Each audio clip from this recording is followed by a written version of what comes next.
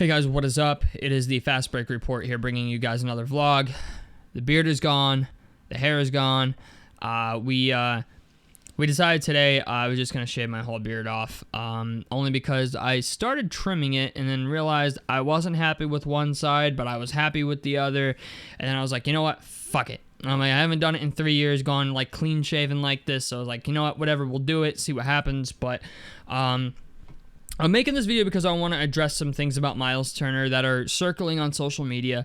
And that's the idea that he was offered 3 years, $80 million by the Indiana Pacers. And then I saw a tweet that was like changed. It was like, oh, well, the Lakers want to offer him 3 years, $80 million. It was put out by a guy named Spencer Hoops on Twitter.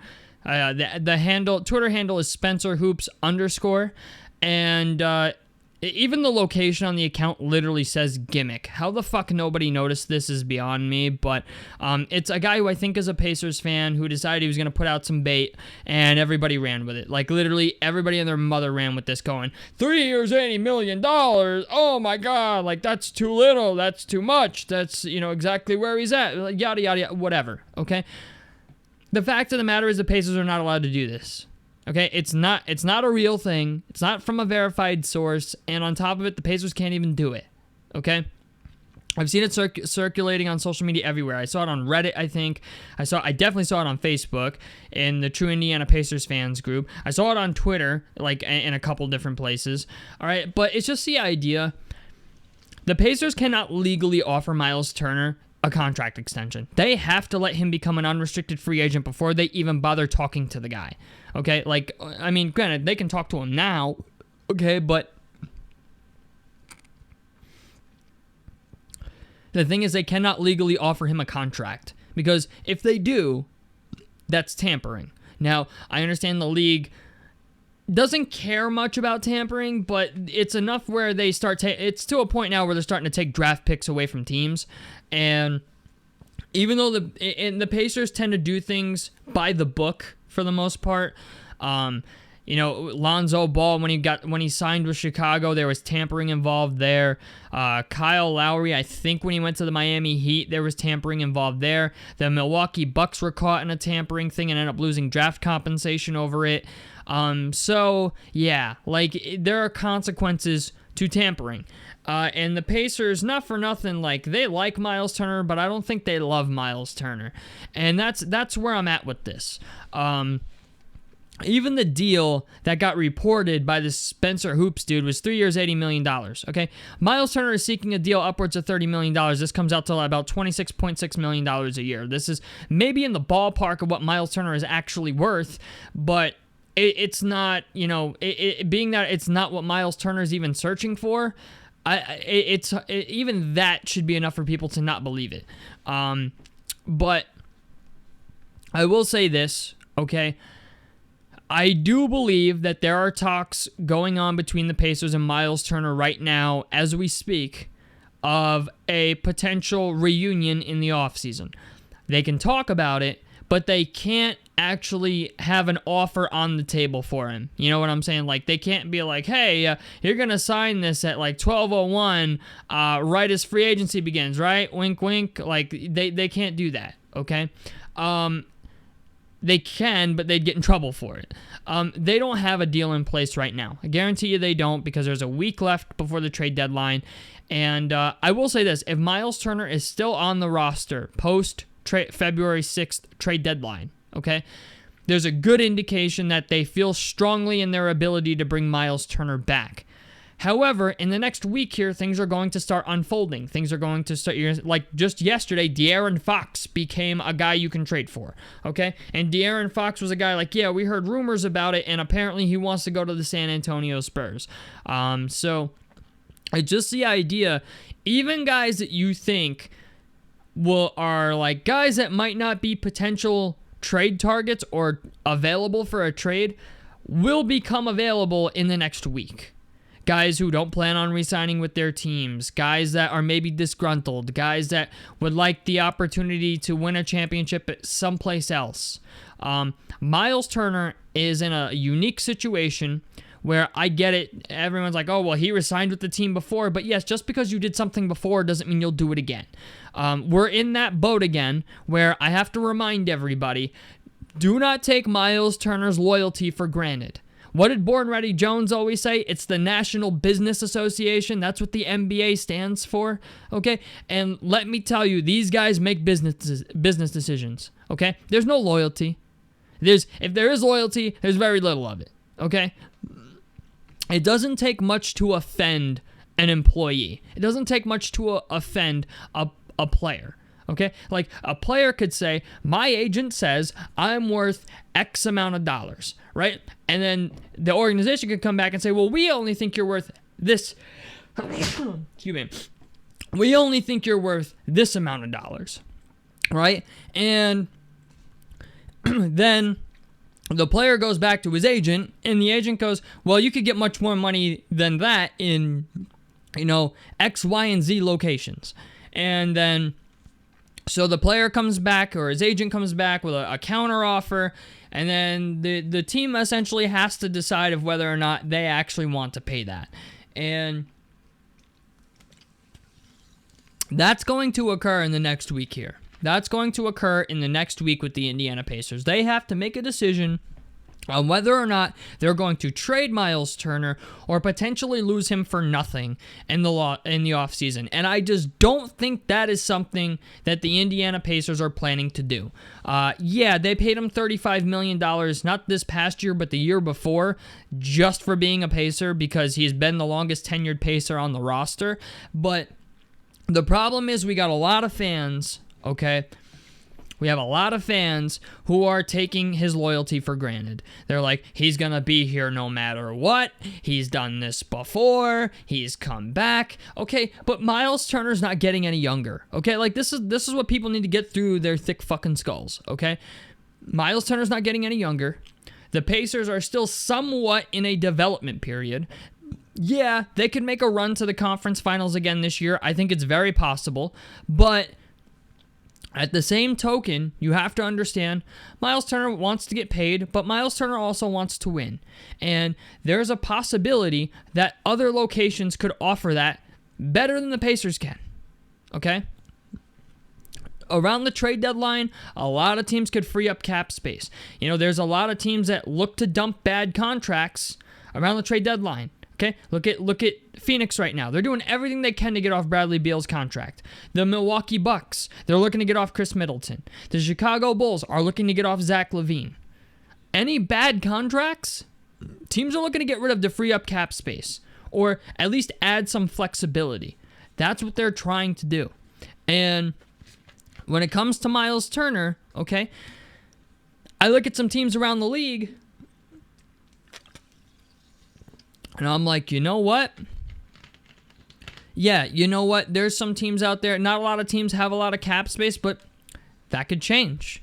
You know what I'm saying? Right before the free agency, a bunch of teams could just renounce their rights to players that are on expiring deals, and that'll free up cap space.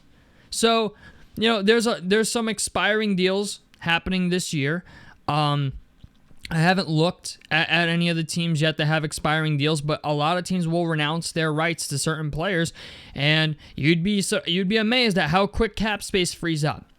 The Pelicans are a team that are maybe going to try to move C.J. McCollum if they can. They're a team that Myles Turner would really benefit going to. The Atlanta Hawks are a team that's looking for a center. Clint Capella is on an expiring deal.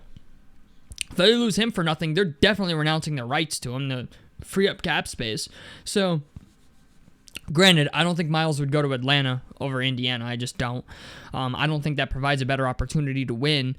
But it's just the idea, at the end of the day, fans need to keep at least Pacers fans, need to keep their minds in a place of understanding that it is very possible that Myles Turner goes someplace else. And that you should not just take it for granted and just think that, oh, well, he's done this before, so he'll come back. Okay? It does, like I said, it does not take much to offend a player. It doesn't take much. Like the Jimmy Butler, Pat Riley thing right now, like you should be looking at that. Like Jimmy Butler thought he was worth X amount of dollars. Pat Riley said no, and it has been downhill since then. Okay? Like, yeah, there was some other shit mixed in there too where, Pat Riley basically said, if you're not playing, you should shut the fuck up. I get that. But it's still like, that's all it takes. That's all it takes. All it takes is for a player to just become unhappy. And with what I've heard from Myles, out of Myles' own mouth in post-game press conferences this year, saying how he wasn't a good teammate in the locker room at the beginning of the season and stuff like that, like, yeah, that can change. And I'm not saying that's the end-all, be-all, but that's what you should just, like, I don't know, just take it as a piece of information. You know what I'm saying? Just understand that at one point, this motherfucker was not happy this season in that locker room in the beginning of the fucking year. And I get it, yeah, we were losing and winning cures all.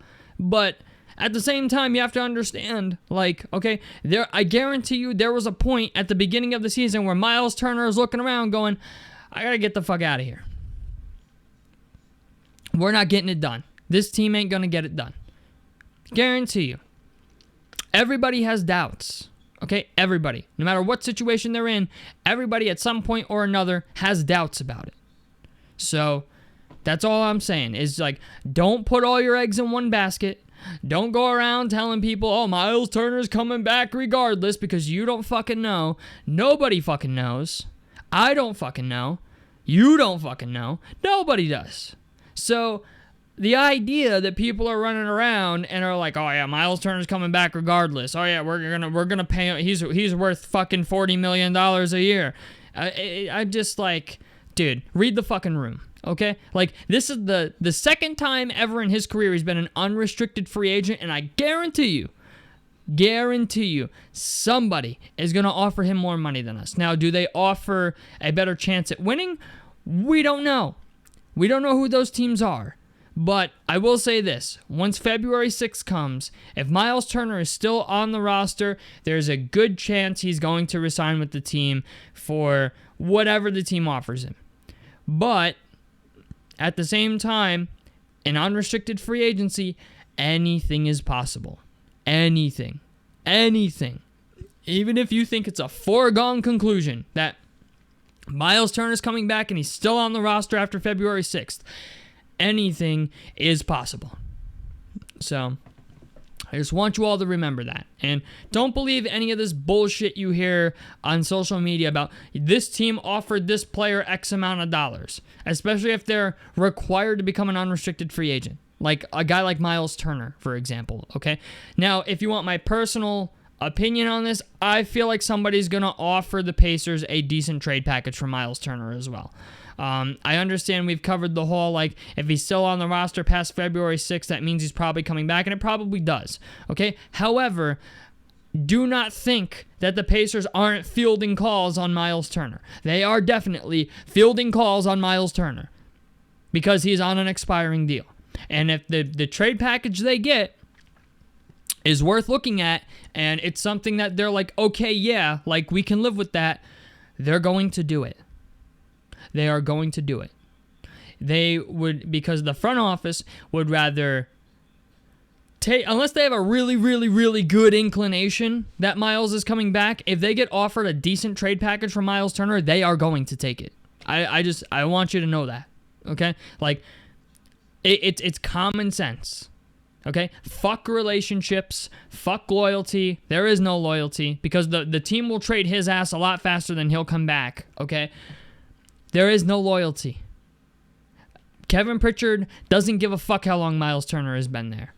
Chad Buchanan does not give a fuck how long Myles Turner has been there. Tyrese Halliburton understands after being traded out of Sacramento, okay, that there is no loyalty. After they traded Buddy Hield, okay, this has become a realization to Tyrese Halliburton too. So understand that if a good trade package comes from Myles Turner, even if it's something you don't fucking like, okay? Even if it's Nikola Vucevic, okay? I hope they don't fucking do that, but it's just the idea. Even if it is Nikola Vucevic, that provides more security than Myles Turner leaving in free agency for potentially nothing. So, that's all I'm saying. Is the front office is going to do whatever is best for the team. Point blank, end of discussion. That is what Chad Buchanan and Kevin Pritchard get paid to fucking do. Do what is in the best interest of the basketball team, not what's in best interest of the fucking fan base or what's in the best interest of Myles Turner. Okay? At the end of the day, they have to do what Pat Riley's doing right now. They have to play hardball and understand that, like, we got a guy on an expiring deal that we could lose for nothing. And that is the end-all, be-all. That is the doomsday scenario. So that's that. I just wanted to put this video out there because it seems like a lot of people are like, oh, he's coming back. They offered him 3 years, $80 million. Game's over. No, that's not the way this shit works, okay? So tell me what you guys think about this down below in the comment section below. Clown the beardless face if you want. Like helps me out. Subscribe if you guys want to see more on the Fast Break Report. I'm out, this motherfucker. Peace, guys.